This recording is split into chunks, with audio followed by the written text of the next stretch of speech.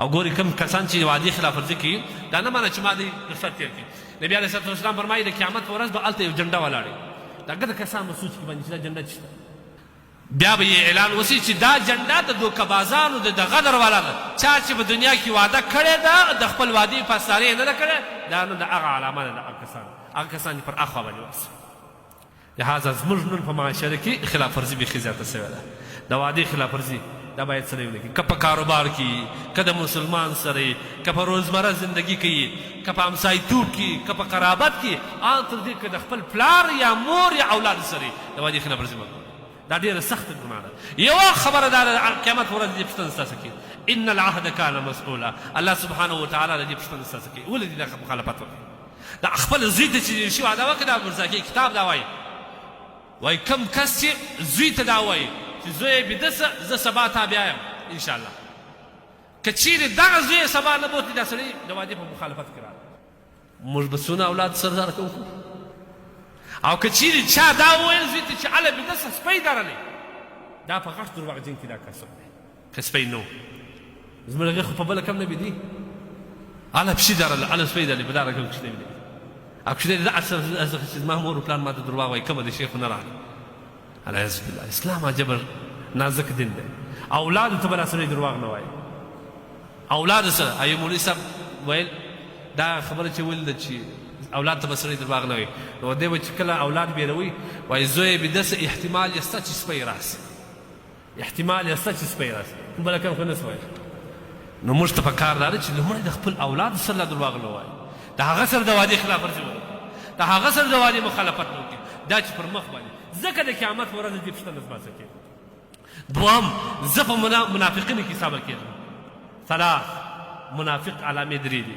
اذا حدث کذب و اذا وعد اخلف. کله چې دی خبرې کوي دروغ ډېر وایي او کله چې وعده کوي خلاف ورزي کوي.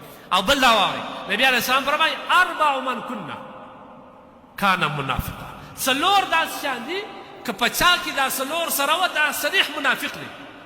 که څلور نه وه یو دوه یا درې پکښې وه د منافقت یوه حصه یا دوې یا درې حصې پکښې دا د الله رسول صلی الله علیه وسلم د ترمذي روایت. اربع من کان څلور شیان چې کوم دي چې په چا کې وي کان منافقا دا سړی چې کوم دی هغه منافق. اول شی چې کوم دی نبي علیه الصلاه والسلام اذا حدث کذب کله چې خبرې کوي دروغ وایي و اذا وعد اخلف وعده وکړي د وعدې خلاف ورزي کوي.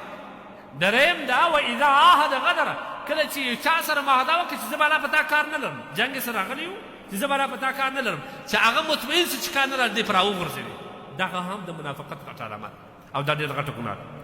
او څلورم شی و اذا خاصم فجر کله چې د یو چا سره جنجال راسي دی سازش صاحب ستا به دی صفر اطمینان وي مګر چې د دې یو چا سره جنجال راسي داسې ښکنځل به کوي چې تا به په زندګي نه وي اورېدلي د داسې خو به دې بیخي دا ګمان نه و چې دا حاجي صاحب د دې ښکنځلې ځای سړی چې باقاعده یو کال درسونه په دې کې ویل ناولاده ښکنځل به کوي العیاذ بالله. دا هم د منافق علامه چې د خشن په حالات کې دی ناوړه ښکنځل کوي. دغه څلور علامې باید موږ په ځای کې نه راوړو. درواغ مه وایاست، د وعدې مخالفت مه کوئ، ښکنځل. اوس خو دا ځوانان دا دي هغه ځوان تر ټولو غټ ښه ځوان دی چې د خپل انډیوال په ښکنځلو له خوا نه کړه بد زمړی ته عزت لرې ته ناموس لرې هغه تا ته مخامخ ستا ناموس ته لاس اچي ښکنځل درته کوي ته د انډوالي په خاطر هېڅ نه ورته وایه. د انډوالي دی څه انډوالي خو د صالح سړي صحبت صالح ترا صالح کنه دا که د بد سړي سره دې صحبت کړی کې ته لس وارې ورته ونه رکې یولسم وارې هم ته د په شکل کې کېږي ده ته وماله دا څه دغه کې باید ډېر خیال وشي. هر انډیوال چې چاته ښکنځل وکړه ورته ووایي چې زما څه انډیوالي ده ناموس مې نه دي د باندې خرڅ کړی که دې آینده دا خبره وکړه ستا په زندګي سلام ولاکت وکړه او که سلام پر دغه شي باندې ځینې پرېښوي دا ته د خدای دپاره سلام په دې باندې ته ګناهګار هم نه